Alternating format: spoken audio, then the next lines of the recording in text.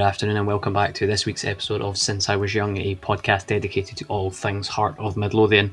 This week, myself and John will be discussing what you would suggest is a comfortable victory that took place at Tynecastle just last weekend there, where we comfortably dispatched Falkirk by 3-0.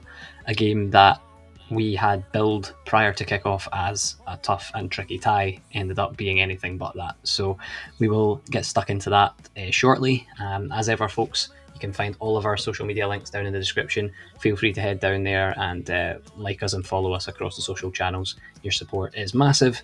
And while you're down there, leave us a comment. What were your thoughts about Falkirk? And obviously, we'll have an Edinburgh Derby preview for you towards the end of this week's episode. So let us know your predictions for that down in the comments as well, and drop us a follow, etc. while you are there. But yeah, all that said and done, as I say, I'm delighted to be joined by John this afternoon once again. How are you getting on, mate? Alan, I'm pale at the best of times, and I know that. However, I would just like to assure you and everyone watching that I'm not quite this pale. I'm not feeling at my best today, but I'm not at death's door like this current visage that you're seeing would suggest. I am consigned to the area beside the window once again. Hopefully, it won't be too much longer before I get my desk and stuff set up. But beyond that, I think you summed it up. Comfortable pretty much sums up the game at the weekend, and it's nice to be able to talk about such business as usual type affairs on a week-to-week basis for a change. I get used to this. Yeah, definitely. I mean, we might as well just jump right into proceedings. Interesting point. Obviously, we usually talk about the lineups prior to kind of diving into the nitty gritty of the game itself. The lineup was the same lineup that we that took to the field against Ibrox and came away with a very solid 2-0 win in that game. So I don't think it was much of a surprise to see Derek McInnes go with the same 11 again. I feel like the Harry Milne at right midfield is something that he's kind of stumbled upon that just seems to be working. And against Falkirk, I wasn't sure if it was going to be necessary. But to be fair, I thought Milne had a different kind of role against Falkirk compared to his role against Rangers, and I thought he did it very well. Also helped that Stephen Kingsley at left back was just outstanding. But yeah, it was nice to see him stick with a 4-4-2 in the same lineup. It was. That's what you need, is that consistency. And we talked a wee bit about partnerships in particular the last time we spoke, Alan. Partnerships need reps to develop. They need time to develop. And so, you have to have players playing in the positions together to develop that chemistry. It's not something you can just pick up on the training pitch midweek. You need that to be in place during game time. So it's great to be able to see back-to-back games where the starting 11 is the same, the shape is essentially the same. It seemed a bit more fluid this week than it was in the Rangers game, which I think is quite obvious. It's quite understandable. Like you mentioned, the Harry Milne situation, he was placed where he was against Rangers, I feel, out of somewhat necessity and to fulfil a need that we had defensively, whereas this week he was able to do a bit more with that. And it seems to be working quite well. There was, of course, that quite funny moment, which we'll get on to when we talk about the second goal. But beyond that, I think it worked very well. Obviously, Yeah. Shvolov, that's back-to-back clean sheets for him. Back-to-back clean sheets for this budding centre-back partnership of Halkett and Findlay as well. It's important to remember that. Like you say, Kingsley had a fantastic game, and Kizaridis, I think he had his best game so far in a Heartship by far. Yeah. I think Kizaridis, I had a couple of notes on him, and I may as well just sort of throw them in now as we kind of talk about the game as we go. But I think at Ibrox, and I mentioned it in our last episode, that I felt like off the ball he was good, but on the ball I felt like he maybe rushed a little bit. But against Falkirk, I think he was solid on the ball, and you could see the quality that he had as the game obviously went on, and even after his goal and stuff like that, he was certainly just involved for the full game. And he obviously got the assist for the last goal, but yeah, he's clearly a very talented player, and having him in front of Kingsley was a really, really good partnership. I think you spoke about partnerships before, and then you just mentioned it there. Obviously, Harry Milne is the left back, and I want Harry Milne to be the left back. But at the moment, like you said there, out of necessity or whatever reason, he's been played in right midfield and it's being effective. And when you've got somebody like Stephen Kingsley on the left, there's less of a worry in terms of one not performing or the other one needing to kind of step in. But it looks a really good side of the pitch, and I think the right hand side has its issues, but we're certainly looking kind of solid all round. To talk about the game a little bit, prior to it, Derek McInnes spoke about Falkirk and said, they've looked like a Premier League side, a Premier League team for the last 18 months, and I didn't really catch much of them in the Championship, but they obviously got promoted. I feel like McInnes showed them a lot of respect, which I think they've earned. I think they deserve it for the way that they play. And even when they've been promoted, since last episode, I've kind of done a wee bit more sort of looking into them and then obviously watched them play against us. And, they do like to play possession ball. They're very much that sort of side. And I think it caught them out on a couple of occasions against us, but they'll certainly pick up a decent amount of points this season. I'm not sure whether they'll survive or not, but I think they'll cause a few upsets. And obviously they took a point off of Hibs as well, so that's a bonus. But I feel like at the start of the game, Falkirk had a few chances. They looked relatively solid the first sort of 10 minutes. They had a couple of chances, but Schmolov just dealt with them because they weren't overly difficult. But I do feel like it took us time to grow into the game. I don't know what you think about that, but I feel like once we had grown into it, it was never a question of who was going to win the game. Yeah, 100%. Like first 3 to 5 minutes, especially the early stages of the game, it looked like it was going to be quite a nervy one. It looked like one where neither side was going to get a lot of time on the ball, and it was difficult for even for Hearts to keep hold of the ball in the early stages. It was about 10 to 11 minutes in as well. We were under quite a bit of pressure for a good few minutes there, but then about the quarter hour mark, it felt like the Hearts kind of figured it out, and from then on, it was never really close. It felt like Falkirk started the game exactly how I think both of us had anticipated the game would go. But yeah, it ended up not being particularly close. No, and I think that these are the sort of games that we've struggled in previously. Obviously, Falkirk coming out and trying to play football probably played into our hands a little bit. More so, I think, with the second goal than the first one, but we might as well talk about the first one. It came after 20, 22 minutes, I think it was, 21, 22 minutes, something like that. And it's just, we spoke about Kizaridis a little bit there at the start. What a player we could have on our hands. Everybody's been talking about Braga grabbing the headlines and Braga being the sort of standout player of the new players that have come in so far. Kizaridis, for me, he's sort of quietly gone about his business. Like, he wasn't a starter to begin with. Then he's coming in off the bench and making an impact. And then obviously started at Ibrox and started today, or started against Falkirk rather, not today. Started against Falkirk. And he's just been effective every time he's been involved. He's whether it be coming off the bench and getting, clutch moments for us, or it be starting. And the goal just summed him up. That sort of riding the defenders' tackles, getting away from them, the little sort of touch to take the ball away from I think it was the second defender, when he sort of loses it and kind of turns a little bit, brings it back under control, beats the second defender, and it's a phenomenal finish. Like 30 yards at least, 25, 30 yards anyway, and he's bent it into the one area of the goal that Scott Bain's not going to be able to get to. Yeah, I'm not going to try and say with any certainty that that's goal of the season already right there, but you're going to be hard pressed to find a nicer finish than that. And not only the finish, but like you say, it's the build up to it. It was pretty much all Kizaridis. The lovely wee turn that he made to take away the ball from the initial player. He absolutely bodies the second defender. He's shown technique, he's shown power, and he's shown pace. He's shown all the sort of different key attributes that you expect from a good wide forward. And then that finish is just delicious, man. Like, he's 25, 30 yards out and he's curled it into, just postie stamped it into the top corner.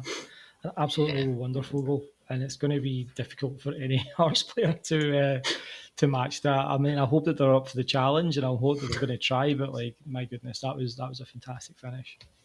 Yeah, I think that's the thing. I think what I like about Kizaridis is he doesn't look like he's feared of anything. He looks like he's just going to try it. He's just enjoying himself. And I think that for me is the biggest element. Like, we've seen wingers at Tynecastle for a long time that they're either direct and they'll go down the line, but their delivery's not great, or they'll try and cut in too much and they'll end up in the middle of the pitch and it'll be congested and they'll get crowded out and it doesn't work. Kiziridis just seems to be a natural winger, but it's that element of he's not just a wide man that will go down the line. He likes to cut in. I imagine he'd be a defender's nightmare, to be honest, to try and decide what you're going to do to mark him out of a game, or do you go tight to him, or do you give him the space? Like, how do you deal with that? And that obviously contributes to the rest of the forward line. Like, if you double up on Kiziridis, you're leaving Braga and Shankland, who are the first choice strike partnership at the moment. You're leaving them maybe with one man short up against them. So it's amazing to have these. I don't want to say selection issues because it's not, but it must be very, very difficult as an opposition manager right now to look at that Hearts team and go, right, what do we do to stop this from doing that? Like, as the game went on against Falkirk, it was just some of the play, like you mentioned, was just so free flowing and so just full of confidence, which is really nice to see. And obviously, we've spoken about Shankland a lot on this podcast about, last season in particular, about how kind of off it he was, and then you look at him now and you just think, there's a captain that is playing with a freedom because he knows he's got guys round about him that can lighten the load, but will also, and you mentioned it in a recent podcast, can't remember if it was last week or the week prior, but it's about making Shankland better as well. And I think these guys round about him are helping that. But yeah, like I say, the Kiziridis goal, absolute scorcher. Like I like you, I'm not gonna wrap up goal this season already, but I think it's got to be in the running. It's certainly up there so far. We had, throughout the game, we had 20 shots, 10 of which were on target. And I think that kind of adds to my point about the forward line just being so much more free and so much more confident and just comfortable to just have a goal. And not just the forward line, if I can just quickly jump in there, apologies for that, but like, you had Stuart Findlay, I believe it was, who took a crack from 20 or 25 yards out as well, a nice left-footed drive. On another day against another goalkeeper, that might have gone in. Scott Bain's a very good shot stopper, a good goalkeeper, so there were a couple of times that he really bailed out Falkirk from that potentially being a 4 or 5-0 scoreline. So it's not even just the forward line, it's every man on that pitch for Hearts is playing with such a freedom and such a confidence and has such a trust being put in them by Derek McInnes to go out there and do the job, and he wants them to have a go and try and score more goals. There's been a lot of talk in the last week or two about can Hearts sustain a title challenge, and we won't get into that discussion right now. But if we are to do so, we need to rack up not only points but goals, because there is every chance that it could come down to goal difference. So if we want to be in that conversation come the end of the year, what we don't want is to be maybe a couple points ahead, a couple points behind, but Celtic have like a plus 12 goal difference on us, which is quite normal in Scotland, let's be honest. Celtic usually routinely have double figures advantages in goal differences, even against Rangers, never mind against any other team. So we need to rack up the goals as much as we need to rack up the points. So this game being a 3-0 win and a bit of a scudding, it's great on the day, but it could also reap serious benefits down the line if we do manage to keep it close. So yeah, it's good to see that happening, not only from the forward line, but all over the park. To your point though, that front line is playing with a lot of freedom and a lot of confidence, and they're enjoying themselves, and they are getting the fruits of their labour. So far, so good. Yeah, completely. And I mean, I know we've not really spoken too much about the rest of the game, but the second goal obviously just coming just before half time. Shankland, you mentioned that there was something behind that, but he just, I think, like I said at the start, Falkirk trying to play that sort of free flow and move the ball out from the back. I think that kind of fed into that second goal quite a lot. Obviously, the Falkirk goalkeeper plays it short to his centre half, and Shankland is just aware of the possibility of a miscontrolled ball or whatever, and he just does what a good forward should do. He just puts himself in a position where he can win the ball, and he just bodies the defender out of the way. I initially thought, the referee or something might have flagged for some sort of foul, but I'm glad that they didn't. And I'm not saying I thought it was a foul, but the standard of referees in our country, it wouldn't have surprised me if the linesman put his flag up or something. But thankfully, there was none of that, and he just hits a shot from just outside the box or just inside the box. Can't quite recall.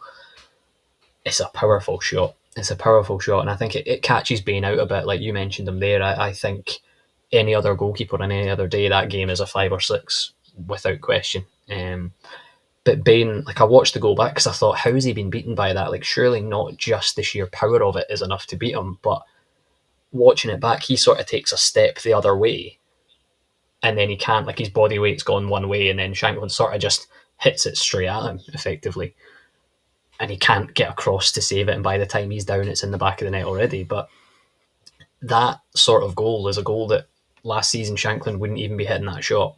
He'd be waiting and maybe laying in a forward that was up with him or playing it backwards to midfielder or whatever. He's losing confidence right now, and that is huge.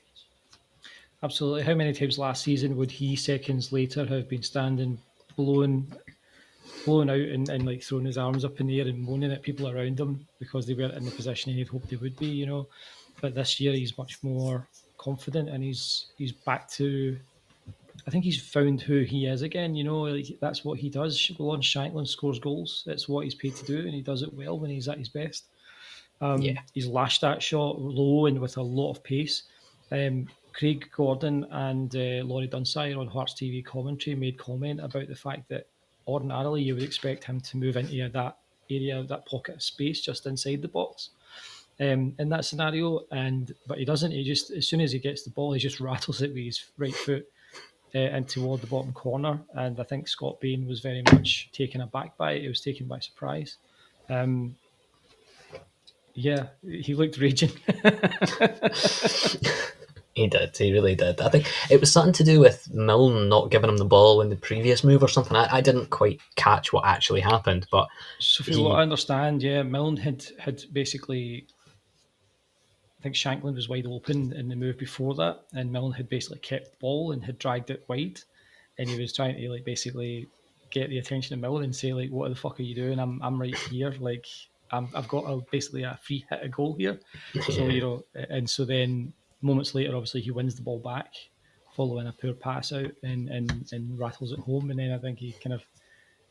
You kind of saw him reach out toward Milne and shout something along the lines of "Look what I can do" or something like that. It's like it seems like there was no like animosity between the two of them in the aftermath of it, but it was quite a funny moment of like maybe there's been a miscommunication, and then that miscommunication has led to Shanks getting absolutely raging, and he took it out on the ball, which then led to a goal. It was quite funny. Yeah, it's his 75th goal for Hearts, for those that are keeping track.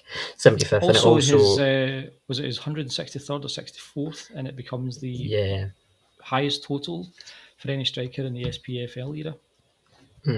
That's a stat that totally went over my head, but he's now the leading scorer in the SPFL era, which is quite an accolade to have. And obviously he's still in it. He can still go on and maybe extend that and try and get away. I think I can't remember the guy who was second, but he's apparently moved up to the Highland Leagues, so he's not legible for that list anymore. So it seems like it's kind of Shankland's to run away with and rack up as many goals as he wants to.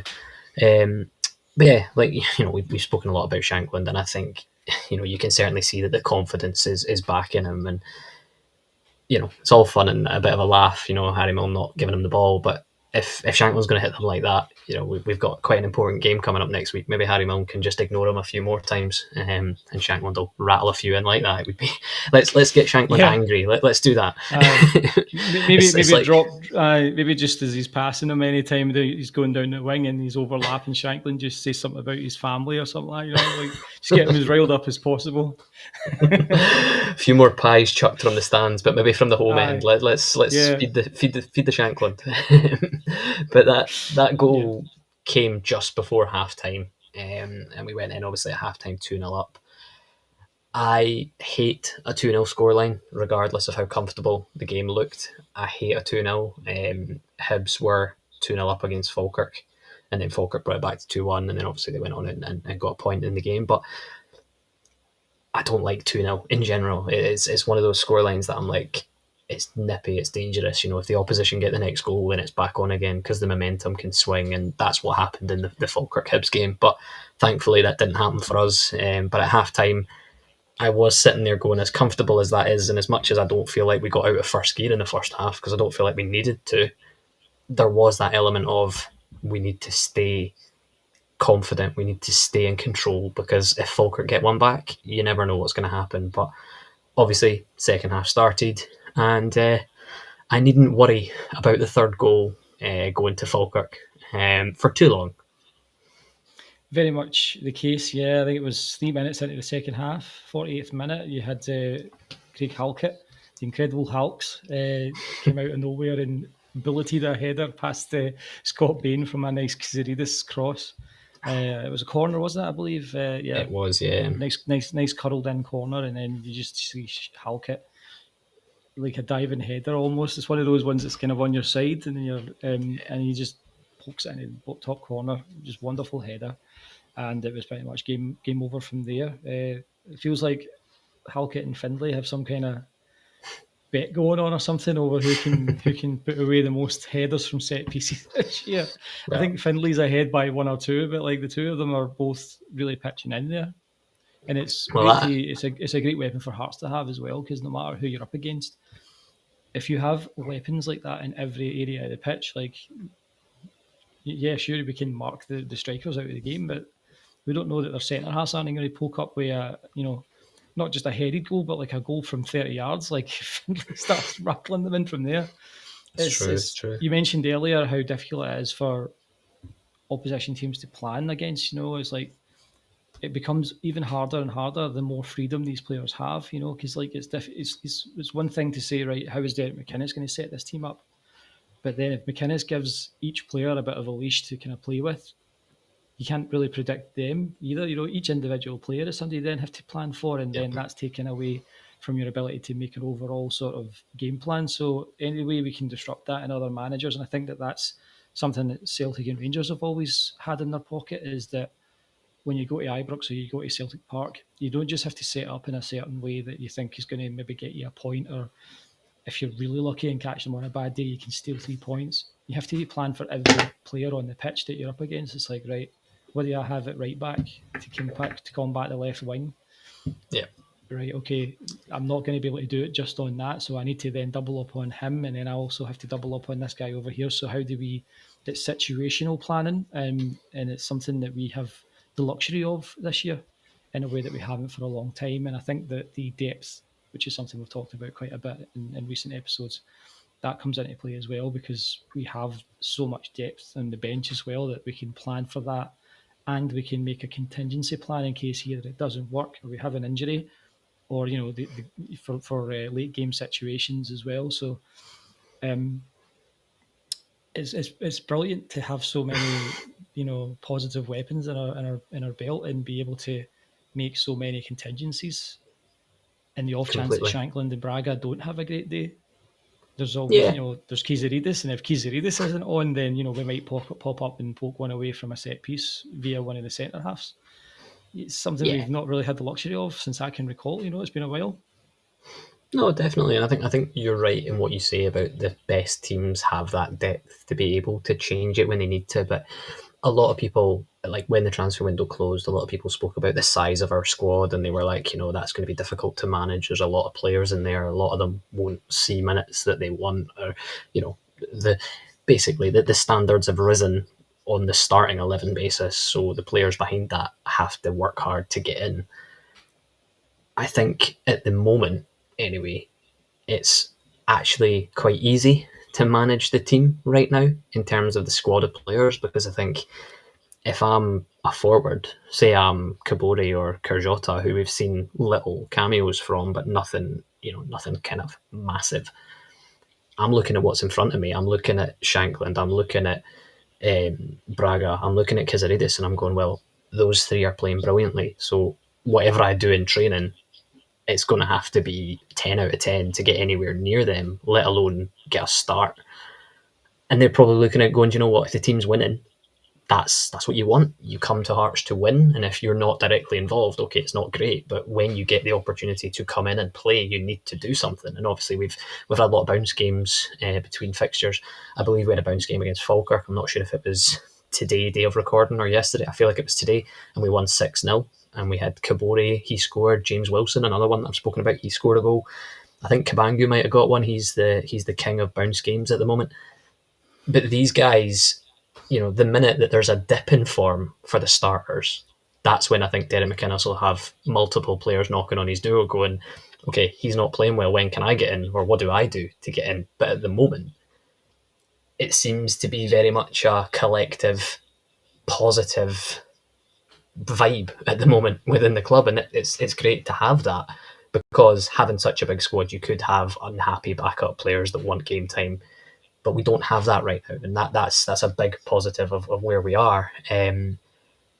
But the point on set pieces, it's another set piece goal. The set piece coach is clearly making a difference. I think we've seen that already this season, and the delivery from Kizaridis. I don't actually think it was that brilliant, but Halkett just gets his head on it and just directs it into the top corner. But like you said, it's another additional weapon in our arsenal for another goal threat. We'll speak about the Hibs game at the Edinburgh Derby coming up as we go, but having as many goal threats as possible heading into a game like that is huge as well. But in terms of the Falkirk game, it kind of, after the third goal went in, became a bit of a formality, and it was like, well, game's won now. Falkirk had a couple of moments, but there wasn't really too much to write home about. We had a couple of chances as well, but again, the damage was kind of already done. And like I say, if not for Scott Bain, it could have been 5 or 6 in our favour. But a thoroughly professional and comfortable 3 points on the day. Yeah, I feel like that kind of sums it up. Is there anything else you wanted to add before we kind of speak about the derby? Not too much more, to be honest. I was reminded multiple times at the weekend there of that 2005-06 team that finished second. Like that was kind of the staple for them, particularly in the first part of the season under George Burley, was that they scored their goals early. They would put 3 or 4 up by the 50-minute, 60-minute mark, and then it was from there it would tend to die off a bit. And it felt that way in the Falkirk game. Falkirk really didn't offer that much, and Shvolov wasn't particularly tested when he anytime that they did get the ball anywhere near him, he was fairly assured. It never looked at any point like the defence was ready to collapse like they have in recent times in situations like that, unfortunately. So yeah, there was nothing really to complain about too much. If I can pick out one person, and I cannot believe I'm about to say this, but I felt that Benny Beningame had a bit of a pish first half. His touch was a bit too heavy. He tried a couple of really nice things, but he lost the ball quite a few times in trying to do so.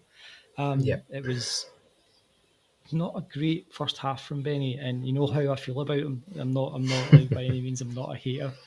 I do feel that he maybe struggled a bit with pace at times going forward, and I mean it's not like he can't do it. He has shown in recent games that he can. It's just that on this particular occasion he wasn't great in terms of like that. His first touch let him down on more than one occasion, and I think it jumped out at me more because of how composed and assured the rest of the team all kind of looked.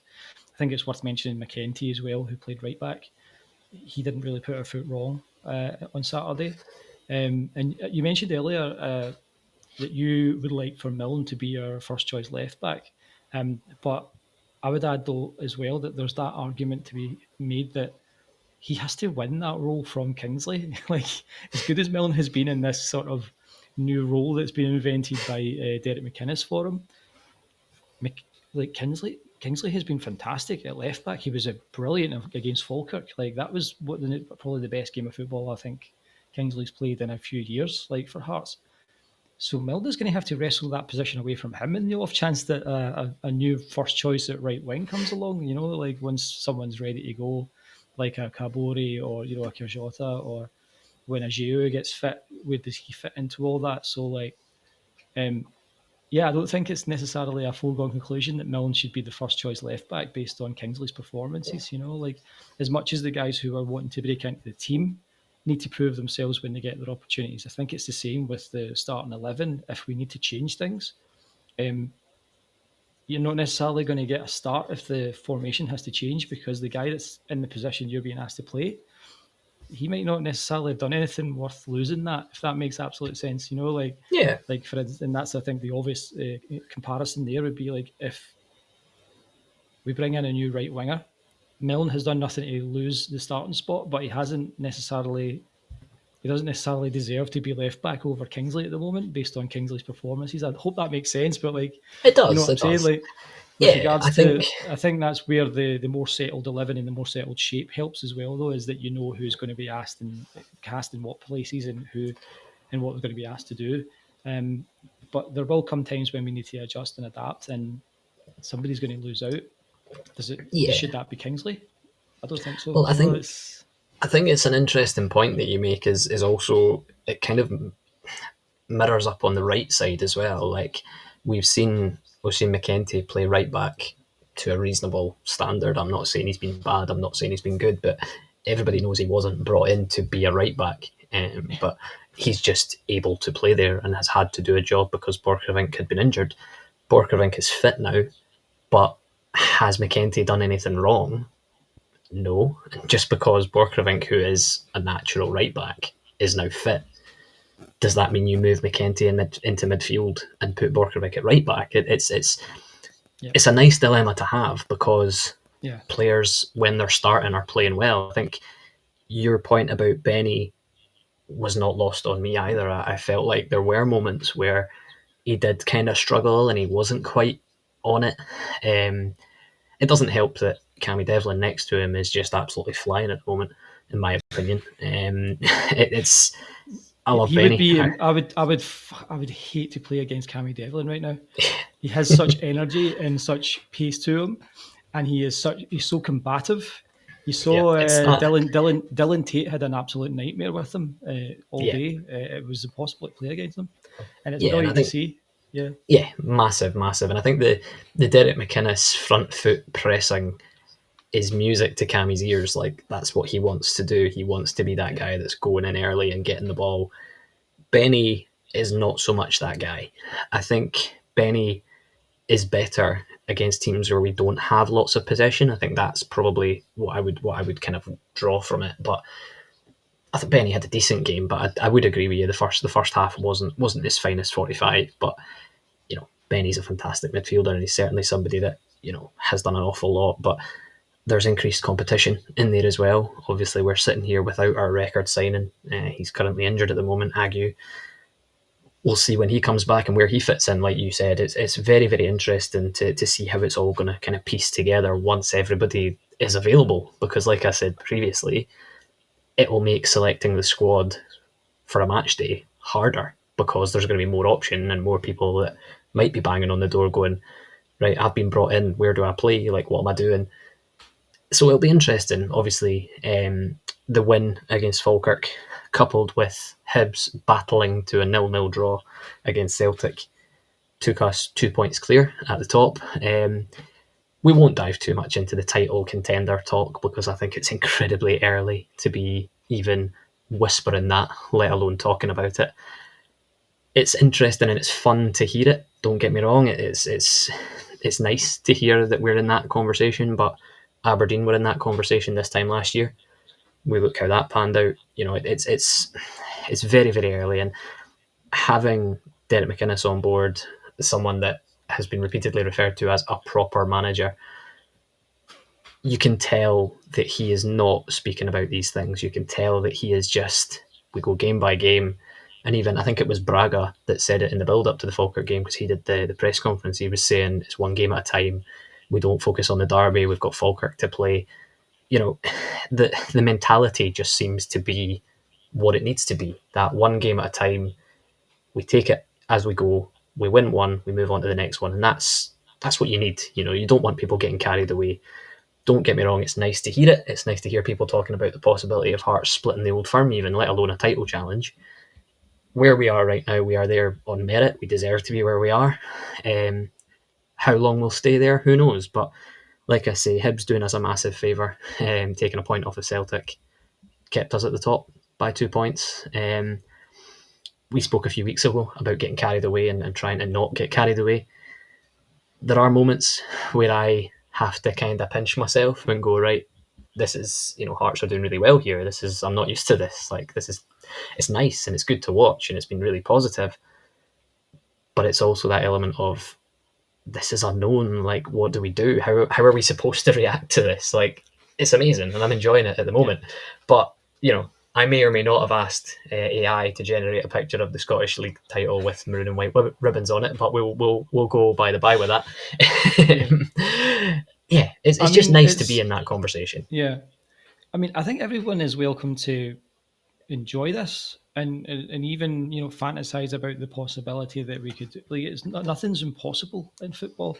In 2016 we saw Leicester under the tutelage of the great Claudio Ranieri win the English Premier League title, and no one saw that coming. No one thought they were going to win that title in March, never mind in October, which is, we're about to head into October here. Stranger things in football have happened. And I do think that it's likely that we will be in the top three based upon what's happened so far. Things can change. There is a possibility, I think, a strong possibility that we could even split the Old Firm, because even though Rangers picked up their first win at the weekend there, they were far from convincing. They are not a particularly good Rangers side. Like, they will drop more points, I think, over the course of the season than they already have. Celtic haven't hit their best yet. They will eventually, and when they do, it's going to be very tough to keep pace with them, because I think if Hearts are at their best and Celtic are at their best, put that match up together 9 times out of 10, Celtic have a comfortable advantage there, and they have the staying power and they have the experience at that level that we don't have. Yeah. So it's unlikely we're going to win the title. It's not impossible, and it's certainly not impossible that we split the Old Firm this year. I think it's increasingly likely, because Hearts haven't been at their best yet. Like, we are still improving. We've seen better performances the last 2 games in a row. It's like, and that's the first 2 games that we've had a settled lineup all year. So yeah, you can enjoy this without getting carried away. I think it's not getting carried away to think about what if, or to think about, I think at the very least it's suggestive that we're going to have a really good season and a successful one. Yeah, we can always say, like, never say never, because ultimately, in order to be proven wrong, you have to be knocked off, and so far we haven't been. Let's play Celtic is what I would say. Let's play Celtic and see how that goes, and see where we are after a round of fixtures. Then we can say, what, after the first round of fixtures, we've only dropped a couple points. We've managed to hold our own against Celtic.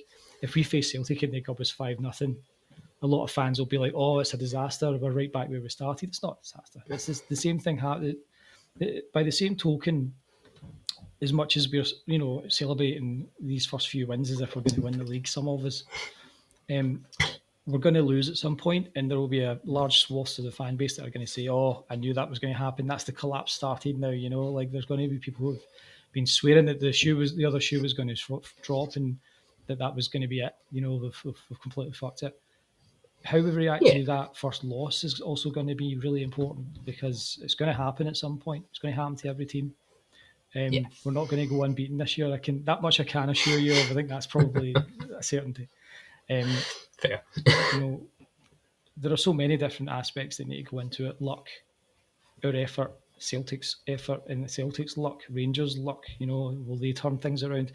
Rangers could start a 20-match winning streak this weekend, and then they end up right back where they normally are. It's interesting. It's interesting. Yeah. It is. And so, I said last time out, man, just enjoy it for what it is now. Yeah. And it's the same as it was the same as the transfer window roundup. I was like, too early to say, really. I'm enjoying it for what it is now. It's the same with the title contention stuff. Yeah, no, I don't disagree with you. But I am gonna make sure an open top bus is booked for the end of the season. Just since I was young, maybe. Just in the off chance we might need it. But yeah, as I say, the game was a thoroughly professional job, which is something that we've come to expect from this Hearts team, just doing what they need to do. I do think the last 2 games we've seen Hearts play have been the signs of a Derek McInnes Hearts side that I think is what we're looking for. Obviously, the game against Rangers, like you mentioned there, we had to ride our luck at times. We got our luck at times with some of the refereeing decisions. The Falkirk game was much more convincing. It was much more that free-flowing, comfortable, forward-playing football, which we want to see, and every fan that turns up at Tynecastle every week wants to see that. But that kind of segues us into the next game, which is just the small matter of an Edinburgh Derby, which takes place at Tynecastle on the 4th of October at the rather bizarre kick-off time of 5:45. I hope Police Scotland are offering overtime on that day because I feel like they might need it. A 5:45 kick-off on a Saturday is just, to me, it just screams trouble. But, you know, it is what it is. I don't want to say it. I don't want to say it. I don't want to jinx us. But I'm feeling confident about a derby. And I know, derbies are derbies. Form goes out the window. It's all the cliches that you can pull out. One team can be unbeaten heading into it. The other team can be floundering. And anything can happen on the day. All of these cliches, I'm going to roll them all out. But I feel confident. And that may well come back to bite me. But I am, for the first time in a long time, excited about this Hearts side. And I think that, for me, is enough. And I've spoken about derbies before when we've done episodes in the build-up to derbies. And I've always kind of said, if we turn up and play how we know we can play, then we can win it. So I've never really allowed nerves to get the better of me because I'm not that sort of person.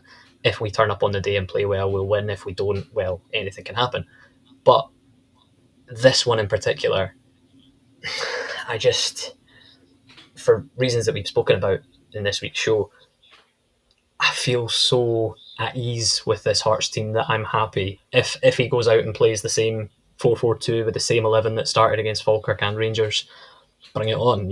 I'm happy with that. Whatever changes he chooses to make, we've got the players to do the business. And that, for me, is a huge part of why I'm feeling quite confident. Maybe it's overconfidence, perhaps. But yeah, I'm feeling good. What are you feeling? Can I just give you my prediction right now? Of course. Heart of Midlothian Football Club are going to scud Hibernian 4-0. I'm very confident. I'll take that. There are a number of factors that play into that. One being that it's the perfect timing for the first Edinburgh Derby of the season. And I think the fact it's going to be at Tynecastle is going to play into that. The fact that it's a late kickoff is also going to play into that. The atmosphere at Tynecastle on Saturday night is going to be absolutely rabid. It's going to be extremely difficult for Hibs to play that on that pitch on Saturday night. With how well we've been doing as well, the noise is going to be so high all the way through. And I think we need that. I think the Heart support needs to be in full voice from the first whistle to the last. I think Derek McInnes will have been chomping at the bit to get this experience under his belt, to get his first Edinburgh Derby out of the way. And I think that this is the kind of affair that he will shine in. I think Shvolov between the sticks gives me so much confidence. And I think that centre-back pairing of Halkett and Findlay just adds to that. We might have the odd sort of frailty on the right-hand side at the back. McKenty is increasingly putting that to bed for me. Kingsley is back at his best. I think we have such an embarrassment of riches when it comes to our options in both the midfield pairing and out wide that McInnes can afford to sort of go any number of routes with it. Hibs haven't been particularly good. They've drawn 5 of their first 6 matches and they're not scoring a lot of goals. Considering that they're a club that has invested a lot of money in their attack in the last several months, that's got to be a worry for them. I am not scared of Hibs in the slightest. I believe that Hearts have the weapons in their belt to do them, and I believe they will. I think it's going to be a good old-fashioned thrashing, and I'm going to suggest 4-0 Hearts. I'd certainly like to see that. I think Hibs, I'll talk about them very briefly because I feel like I have to, as much as I want to talk about Hearts and how much I agree with you that we're going to absolutely scud them. There is some threats that Hibs have. Like you said, they have only won 1 of their opening 6 games. They've drawn the other 5, so they're singing about being unbeaten, etc., which is quite funny. We're currently top and they're in 6th. They do have some players that we will need to keep an eye on, though, and I think that's important to highlight. I think Bowie, however you want to say it, is a decent forward. If Is he it's David, it's Bowie. Although I believe most Scottish people with the surname pronounce it Bowie. Okay, we'll go with that then. I just had David in my head there. I was about to say David playing up front for Hibs, but that's not right. Well, his name was David Bowie, but yeah. But I think it was George Bowie is the real person. We'll anyway, go with I'm Bowie. I'm trying to avoid talking about Hibs as much as possible because I do think we're going to squid them. But yeah, you're right. They do have weapons as well, and they have do a lot of ability and talent on their squad. I think this is the thing. I think we need to. No, it's fine. I think we need to. I'm all up for a tangent. Don't worry if it means we don't have to talk about Hibs. I'm delighted. But well, now you mention it, right? I'm watching Quantum Leap. You ever watched the classic TV show Quantum Leap? I've never seen it right through. I had seen a few episodes, and my girlfriend and I are watching through it, and we've just finished season 2. The season 2 finale of Quantum Leap is absolutely devastating. I had tears in my eyes. I was not expecting this because it was centered around a character who's more of a comic. Sorry, back to Hibs. Well, I mean, if you're talking about comic factors, let's talk about the Hibs defence. Let's talk about Grant Hanley, Super Grant Hanley, and Rocky. I can't wait. Scotland superstar Grant Hanley. Do you know what? We'll round off this week talking about the Scotland squad selection because that came out today and I've got some issues with it. But it's a piss take, isn't it? I think Clark's been on the shandies over the weekend. It's ridiculous, but like Hibs, I'll bring it back in. Hibs do have some threats that we are going to have to be aware of. Boyle, we know what he's all about. His tricks, his over-exaggerating falls, to put them nicely. Let's just hope the referee is a strong one. I'm not actually sure who the ref is for the game, but let's hope he has his wits about him and doesn't fall for the inevitable play-acting actions of Boyle and also Bowie as well. Bowie, sorry. However we want to say his name. He's the big striker that plays for Hibs. You know who I'm talking about.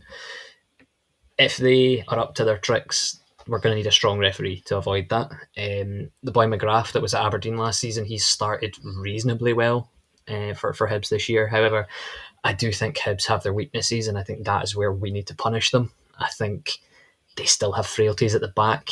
Their goalkeeper looks decent, the Austrian boy looks decent. However, if we can rack off the shots like we did against Falkirk, test them, put them under pressure, the set pieces, we have a lot of weapons in our arsenal, as we've spoken about in this week's show.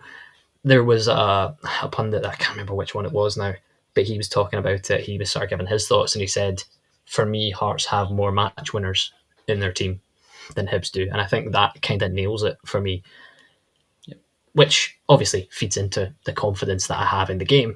But like I said at the start of the preview, it is a derby, anything can happen. But your assessment, I would comfortably go along with that. I think if we get the first goal in the first 20-25 minutes, then we'll see where we go.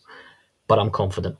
I will go. You gave your prediction, and are you going to stick with that as a nailed in prediction?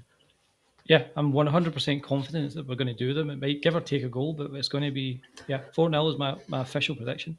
I'll give you a Shankland brace and one each for Braga and Kizzy Redis.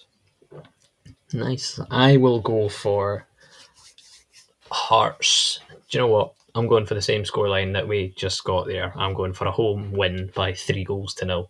I'm not going to give you scorers. I'd love to say a Lauren Shankland hat-trick just because I feel like a Shankland hat-trick under the lights at Tiny against Hibs would just go down in the ages, really. But yeah, we shall see. Obviously, like I say, I've sat here and spoken about how confident I am. As the game gets nearer and nearer, no doubt some nerves will creep in, but it's only natural. It's an Edinburgh Derby. But yeah, let's hope for a scudding and take it from there. Is there anything you wanted to add, John, before we wrap it up? Not too much, man. The only one thing I guess I had meant to mention that I didn't is the match commentator. The match commentator on Saturday is fully fit, and I find it rather odd that he wasn't on the bench. It's like, why is Craig Gordon doing commentary and not on the bench? Not to say that like Clark is terrible or anything, but he hasn't covered himself in glory so far this season. So I have to wonder, like, is there a particular reason that Clark still gets that spot on the bench over Gordon, despite the fact Gordon is not only fit, but as we alluded to earlier, is in the Scotland squad? I know. It's that third choice goalkeeper thing, isn't it? It's like Yeah. he's going along just in case of emergency. It's like the break glass, in case of emergency, you just break him out and just thaw him out for a To bit. be But to be fair, the Craig Gordon of his testimonial that couldn't walk is probably still twice the goalkeeper that Angus Gunn is on his best day. Let's be honest. Maybe yeah, a you're slight not wrong. exaggeration, but only slight. You're not wrong. But even like we mentioned the Scotland setup there, and I'll sort of rattle off my thoughts before we call it a day because I forgot. I think not having Halkett, Finlay, even Harry Milne Kingsley. to an extent. Kingsley I as know well. Harry Milne's Kingsley as well, also, and even not even talking about defenders, Lawrence Shankland. The captain is back scoring goals for a team that's top of the table, and yet Lyndon Dykes and Che Adams are being selected in front of him. It's just Steve Clark things. I don't understand it. If he was wearing blue, I'm sure he'd probably be playing for Scotland. But do you know what? That's by the by. I'm delighted. You know how I feel about Stephen Clark. Steve Clark should have been out of a job after the Euros last year. Oh, completely. And he's flogging a dead horse with this Dykes and Che Adams partnership. Yeah, it worked once against who was it we played last and we beat them 2-0. Was it Belarus? You're asking me. I couldn't give a toss about international football, mate. You're asking me. We might as well have played. Same here, man. I know we drew away at Denmark and that was a nice result, but like, so fuck. You know what I mean? Like, it's just it's a pain in the arse. It's just it's an interruption in the actual football schedule for me.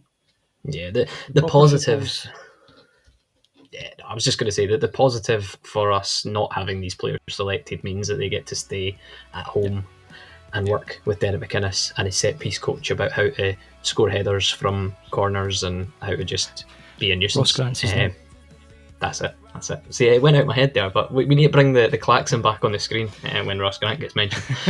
just Mr. just Grant, as a reminder. I assure you, Mr. Grant, you are an absolute top tier celebrity on this show.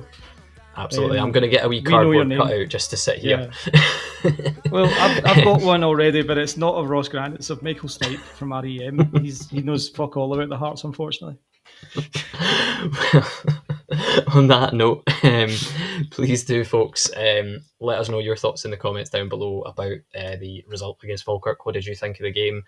Professional job done is kind of the way we're putting it and the way it kind of came across. Let us know what you thought. Anybody that stood out for you. What were your thoughts on Benny's performance? Because we kind of had a bit of back and forward about that. As well as that, let us know your predictions for the Edinburgh Derby that is upcoming on Saturday at 5:45. Don't forget, it's a late kickoff. It's a later kickoff this time due to television. I think it's on Premier Sports. But yeah, if you have any ideas of debasing and embarrassing and humiliating ways that I can atone for my overconfidence bordering on arrogance ahead of this Hibs result, pop them in the comments below on YouTube. And if in the off chance we do get gubbed by them, I'll have a look and see what the best one is, and I'll show my contrition accordingly. There you go. That's a forfeit I've ever heard one. But yeah, let us know your thoughts. And if you're going to the Derby, sadly I'm not. I'm working, unfortunately. No rest for the wicked there. But if you're going to the Derby, enjoy it. Create an atmosphere that the players will thrive in, because a lot of our new players obviously are new to this. They're new to the Derby. But you best believe they'll be getting educated on just how important a game this is. But yeah, that'll be all for now, folks. And take it easy. Cheers for now. Lockie, that's your cue. Bye for now.